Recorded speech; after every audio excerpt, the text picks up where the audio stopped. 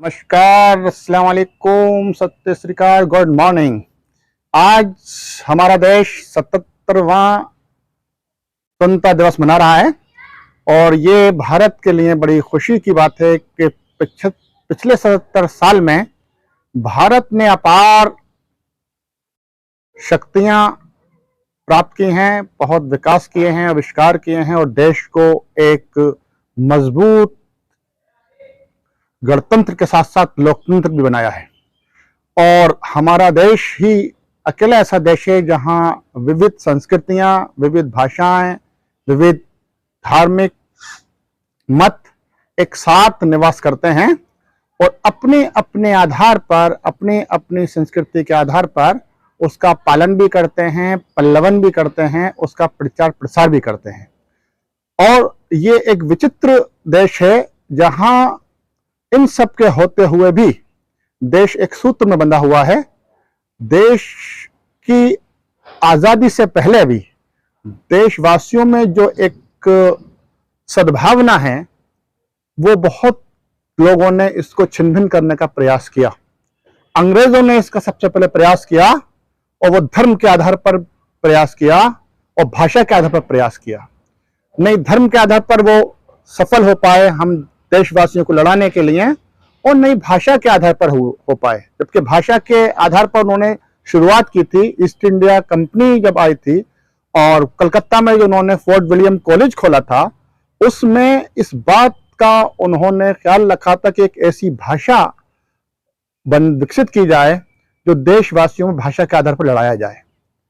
हिंदी को क्लिष्ट बनाया गया, सख्त हिंदी बनाई गई ताकि आम मुसलमान उसको न समझ सकें, और उर्दू को क्लिष्ट उर्दू बनाया गया जिसको आम हिंदू न समझ सकें। इससे पहले हिंदी उर्दू दोनों भाषाओं के लोग बोलते थे, दोनों धार्मिक मतों के लोग बोलते थे, समझते थे और उनमें अपनत्व की भावना थी। लेकिन इस भाषा के आधार पर उन्होंने अलग अलग करने का जो प्रयास किया फोर्ट विलियम कॉलेज के माध्यम से, उसमें भी सफल नहीं हो पाए और हिंदी उर्दू दोनों पल्लवित हुई, दोनों फली फूली और आज भी देश को जोड़े हुए हैं दोनों भाषाएं। ये भारत की विशेषता है कि हम सब चीज को समाहित कर लेते हैं, सब चीज को जोड़ लेते हैं। और आज हम स्वतंत्रता दिवस के अवसर पर ये देशवासियों आह्वान करते हैं कि देश में जब जब कोई लड़ाने का प्रयास करे तो उसको हम दूर करें, उसको कभी भी हम उसको पास ना आने दें, उनकी बातों में ना आए। हमें जोश दिलाया जाएगा, विभिन्न तरह से हमको लड़ाया जाएगा, लेकिन हम देशवासी एक हैं। हमारे भले ही कश्मीर से कन्याकुमारी तक, गुजरात से और पूर्वोत्तर राज्यों तक हमारी संस्कृतियां अलग हैं, हमारी वेशभूषा अलग है, हमारी भाषाएं अलग हैं, लेकिन हमारे सब के अंदर एक देशभक्ति की भावना पाई जाती है और उसको हम मजबूत करते रहेंगे। आज हम ये प्रण लेते हैं कि हम किसी भी हालत में देश को हम कमजोर नहीं होने देंगे, नहीं हम धार्मिक मतों के आधार पर, नहीं भाषा के आधार पर, नहीं भौगोलिक विविधता के आधार पर। हम सब विकास करेंगे और वही देश आगे बढ़ता है जो इन सब छोटी छोटी संकुचित मानसिकताओं से ऊपर उठकर एकजुट होकर काम करता है। और यह शक्ति भारत में है, भारतवासियों में है। हमने 190 साल की दास्तां को देखा है अंग्रेजों की, उसमें भी हम लोग एक बनकर रहे। प्रभात फेरी निकाली जाती थी। प्रभात फेरी का मतलब सुबह की जो रैलियां निकला करती थी देशवासियों को जागृत करने के लिए। उधर मस्जिद मंदिर का घंटा बजता था, सुबह में पूजा पाठ होता था, उधर मस्जिद में अजान होती थी और अजान नमाज के बाद और पूजा पाठ के बाद दोनों धर्म के लोग चल देते थे। और पंजाब में जो है सरदार लोग हमारे जो हैं गुरुद्वार से चल देते थे और हमारे ईसाई भाई भी गिरजाओं से चल देते थे और देश को एक जोड़ने का प्रयास करते थे। हमारे देश की स्वतंत्रता में हिंदू मुसलमानों और सिखों का ही नहीं बल्कि ईसाइयों का भी साथ रहा है। एनी बेसेंट जो हैं वो वहां के ले लें और मदर टेरेसा क्यों ना हो, और हिंदी में अगर देखें तो कामिल बुल्के क्यों ना हो, सब ने देश को और देश की भाषाओं को जोड़ा है। ये विचित्र देश है जहां सब धर्म इस देश को आगे बढ़ाना चाहते हैं और देश आगे बढ़ रहा है।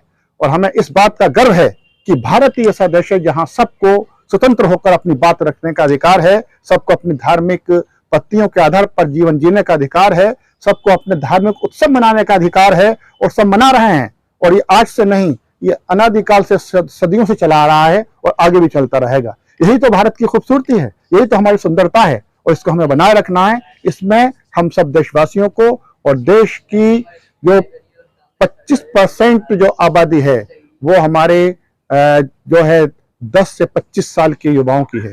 ये जिम्मेदारी उन पर और होती है कि वो, क्योंकि युवा जो होते हैं सच्चाई के बहुत निकट होते हैं, वो अपनी सच्चाई से देश की मनस्थिति को समझें और देश की जो मूल भावना है, मूल धारणा है, जो मूल हमारी आज़ादी की जो हमारी प्रेरणा है, जो हमारी आज़ादी का संदेश है, उसको समझें और एकजुट होकर सब हर तरह की मनमुटाव मिटाकर देश को एक बनाएं।